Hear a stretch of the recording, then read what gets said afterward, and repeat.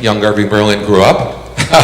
In 1925, he was in his 30s, a very, very successful songwriter and a very eligible bachelor.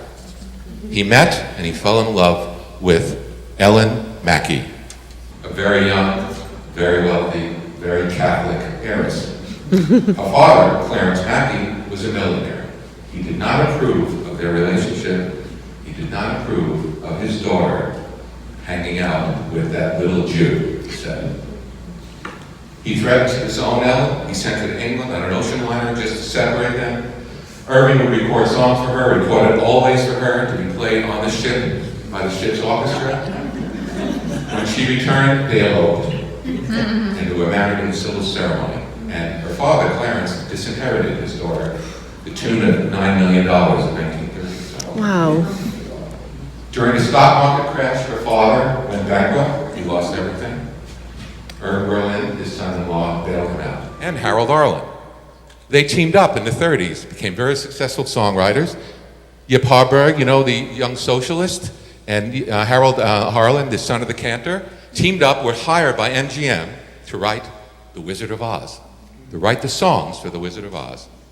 Most of the script writers for The Wizard of Oz were Jewish, as well as the Cowardly Lion, Bert Lahr from Lithuania. Even the Munchkins were Jewish. There was a circus team, there was a circus troupe in England called Singer's Midgets, Jewish midgets, and the MGM hired them to come to Los Angeles, and they stayed there, they never went back. Now, we can imagine Yip and Harold bringing their childhood memories, their Jewish memories, the search for the answers in the world, to the stories of the Cowardly Lion. Maybe they were Jewish, the Tin Man, and the Scarecrow who only wanted wisdom. I mean, in the traditional Jewish home, the young man wants to be the smartest, so he would go to the yeshiva and be respected, and perhaps, one day be a wise rabbi. What if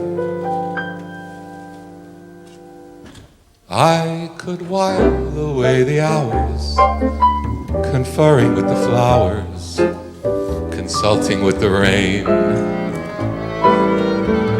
In my head, I'd be scratching while my thoughts were busy hatching.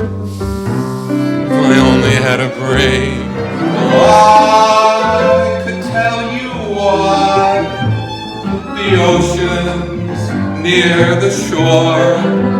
Oh, I could think of things I never thought before. Then I would sit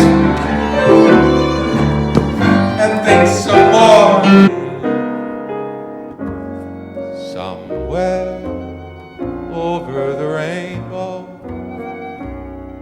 way up high. So Cole Porter, as I said, was pretty successful, but he wanted to be even more successful.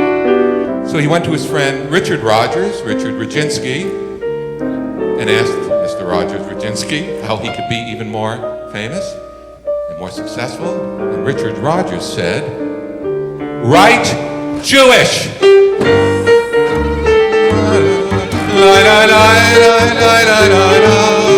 Yes, my heart belongs to Daddy.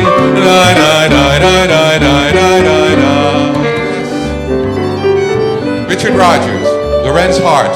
Richard Rodgers took his own advice to write Jewish, so much to heart that he teamed up with Lorenz Hart, Columbia University schoolmates. Lorenz Hart's mother's name is Eisenberg. Rodgers and Hart, they became one of the most successful songwriting teams of popular music. My funny Valentine, sweet comic Valentine.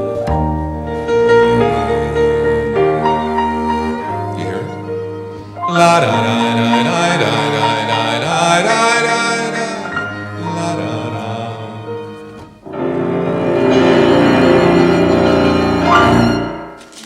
Thank you. I got the world on a string and I'm sitting on a rainbow. Got that string around my finger. Does anyone recognize this young man? Okay. This is Harold Arlen. And that, I've Got the World on a String, is a Harold Arlen song.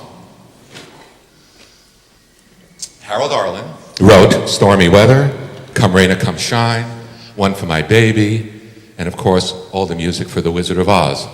One of the most prolific, distinguished, and popular songwriters.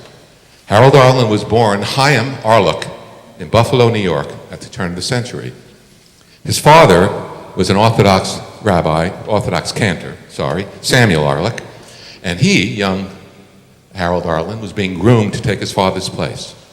His father would put him on a stool in the synagogue choir loft so the congregation could see him, because he also was a great singer at the age of 7, and his father had high hopes for him.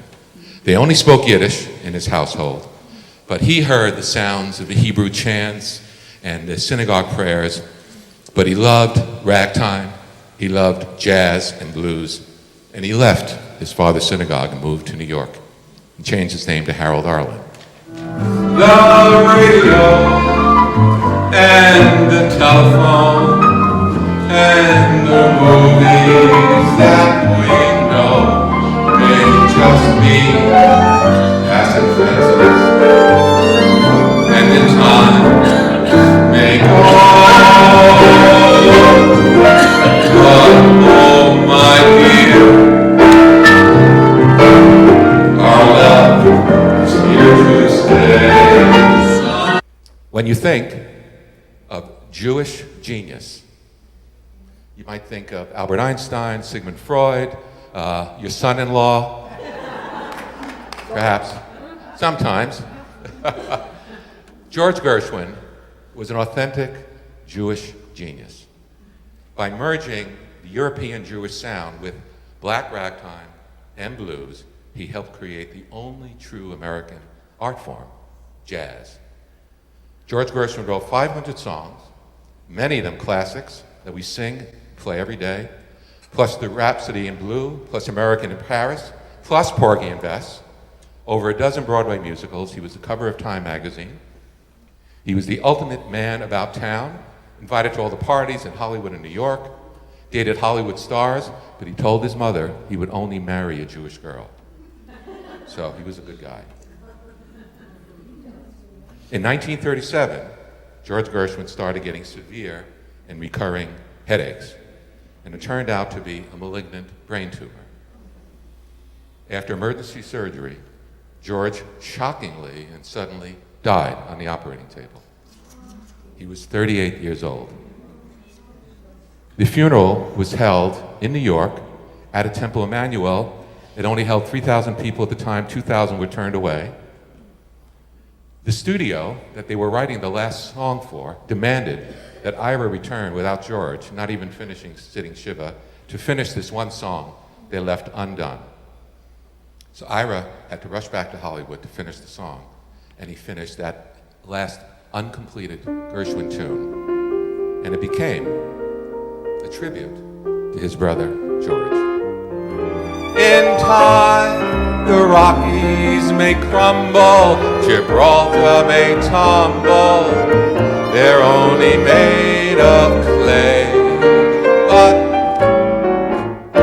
our love is here, our song is here.